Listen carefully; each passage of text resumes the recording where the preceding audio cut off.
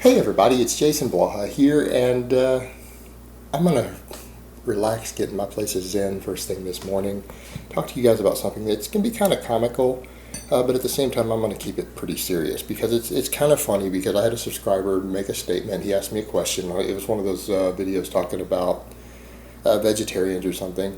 Well, where are our claws and teeth if we're meant to eat meat? And I want to talk to you guys a few minutes because it's really funny that people who start saying things like humans aren't meant to eat this or not meant to eat that, I don't care whether you're talking about the paleo people talking about grains or you're talking about vegans and vegetarians talking about meat. You have to wonder, the people who come up with these ideas, you almost have to wonder, are they like creationist Christians who think the world is 6,000 years old? Or do they believe in evolution, science, and all of those things? Because they really seem like the former, not the latter. And here's what I mean.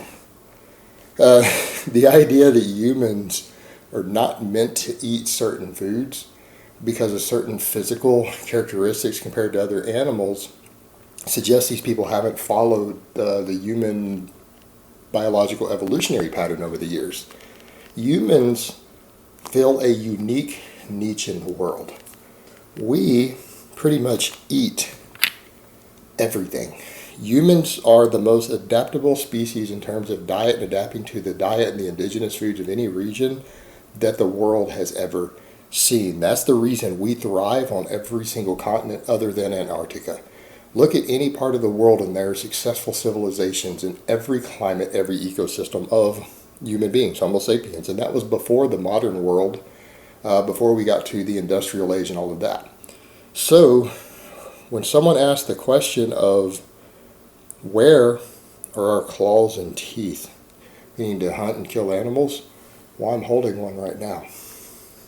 You guys think I'm doing? I am making the modern equivalent of the ancient claws and teeth going back millions of years. Not just thousands of years, but millions of years, confirmed by all the records that we have, like when we anthropology, paleontology, all of that. Archaeologists know this. I am making the modern claws and teeth. This is what we use to replace the things that they used in the past. They used rocks. They used spears. They hunted down their animals. And that is the beauty of humanity. We're adaptable, not because our hands and our stomachs and our GI tracts evolved to tolerate all these foods and eat these foods and find them and eat them and everything else. Our brains evolved. We learned to make tools to do every single thing that the animals in the wild do to find different types of food, to make them consumable and actually nutritious and for us to thrive on them, be able to feed them to our children from a young age and have them grow up to be healthy. All sorts of foods that we would never have been able to handle and that any species normally can't eat, that the variety of foods that we do. The first on that list, not just the hunting of animals, but the cooking. We learned to use fire. Now I'm going to make a statement here, and anyone who wants to argue with this, that's fine, but you're going to sound extremely ignorant. You're going to be laughed at by pretty much any anthropologist if you make an argument against this. They're going to laugh you and call you ignorant. They're basically, you're going to sound so ignorant to them that you might as well be a redneck hillbilly in the KKK screaming white power. That level of ignorant. That's how ignorant you're going to sound. Or claim that the earth is flat. I'm going to make a statement. Homo sapiens started out as cooked food eaters.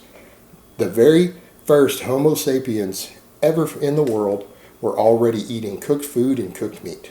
They were already hunting and eating cooked meat from the moment they existed. And people will say, well, wait, that doesn't make any sense. How could the very first ones? Because they came from a species that had already been doing it for 1.5 million years. And modern anthropologists believe, and biologists believe, that the diet itself contributed to us becoming Homo sapien and developing a faster brain capacity.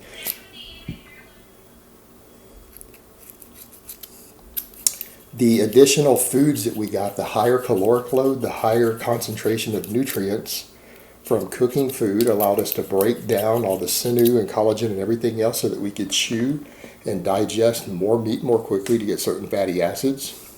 Our cooking of vegetables and roots and tubers and everything else allowed us to break down the cellulose walls, more of them, so that we could absorb more nutrition from them with less chewing, get more nutrients, more calories, more energy compacted into a smaller, more digestible form that we could also digest much quicker and get through our system.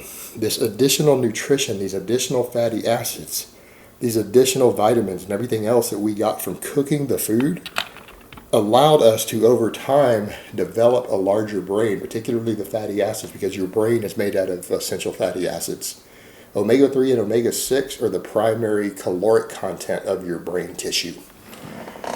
And we got that, it is believed, by eating cooked meat primarily. So, this idea that humans aren't meant to eat pretty much everything that we find, every plant that we can't digest in nature, every animal that we can't digest in nature, is absurd. We actually evolved from a species that had already been doing that a long time, because they were able to get more nutrition than they normally would have through the use of fire, through the use of tools, through the use of cooking. They were able to develop consistently enough nutrient intake that they were able to go ahead and have a whole species come out of that with a larger brain capacity, because they were able to support it nutritionally due to their intelligence and use of tools.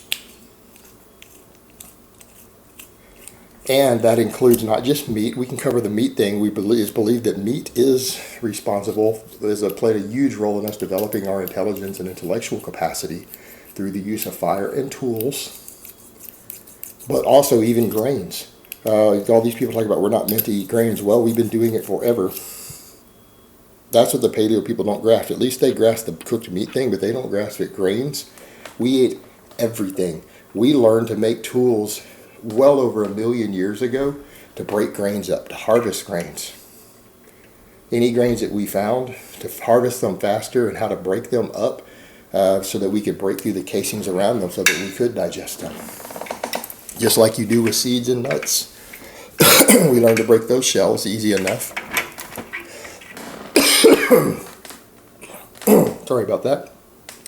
But we also learned to break up the shells, the casings around all of these grains so that we could get to what was inside.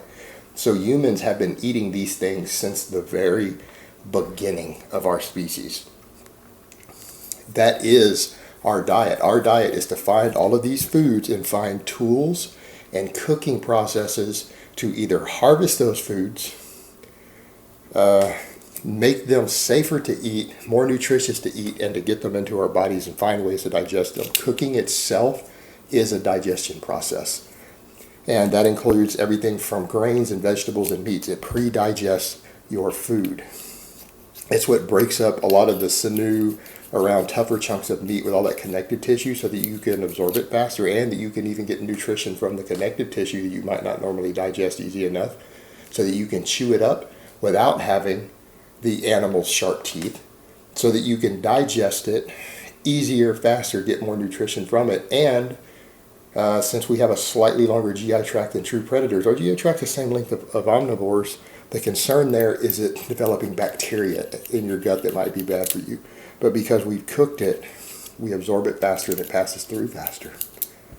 Meaning, and we've also sterilized it before it goes in. By cooking it, you increase the shelf life of it. And everyone knows that when you take raw meat and you cook it, does it last longer? Even in your refrigerator after you cook it, or particularly if you leave it out, of course it does. It lasts longer. You sterilize it. You kill the bacteria. Well, that carries over to when you eat it too. It lasts longer before it spoils or rots even in your GI tract as a result of cooking it. And that's true of a lot of different foods. We are cooked food eaters, and our natural diet as a species is to eat everything that we find. Anything that we have found any other animal consuming for food, we have learned how they did it and used our brains to figure out how to make it nutritious for us and adapt on it. And when people talk about unhealthy foods, the only unhealthy foods you're really seeing that we're eating is the stuff that we have so heavily refined chemically in many ways that we've made it unhealthy from its natural state. Meaning we've taken sugar cane and we've processed it to the point to where we've extracted this raw refined sugar without any of the fiber. We didn't just cook it, we extracted everything of value and gave us the ability to consume an addictive substance in massive quantities that we would never be able to find in nature.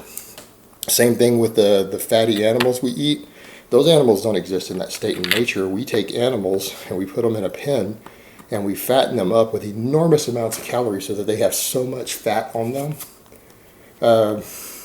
and a lower quality fat than we found in nature, meaning it's more saturated fat and less omega-3 fat per gram over those same animals when we find them in nature, because we fatten them up to such an extent that we're creating a somewhat unhealthy food. Yet it still doesn't guarantee that we're going to be unhealthy if we eat it. But it is the fact that we have overdone certain things that makes the foods unhealthy. It's not that sugar cane is unhealthy in any way. It's not that eating a cow or a bison is unhealthy. Entire civilizations have thrived eating these things. It's that we've taken them too far to the extent to where we have changed their nutrient profile of the actual food itself, by going overboard trying to harvest excessively large amounts of it to feed a massively growing population. But it's not the foods themselves that are inherently bad. Meat isn't inherently bad. Even sugar cane isn't inherently bad for you. It's the quantities we're consuming after them, of the way we've modified them. So at the end of the day, guys, the take-home message here, and what is important to remember, is that humans, our natural diet is to eat everything. And we are cooked food eaters, cooked meat eaters, and we are the single most successful species anywhere in the world of being able to find foods around us anywhere that we go, even thousands and thousands of miles from where we originated, and to thrive on it. And that's one of the things that makes us unique, because we've used our brains to develop tools to do these things. All right, guys, but that's really all I have to say on that today. I hope it's been informative, and I will talk to you guys next time.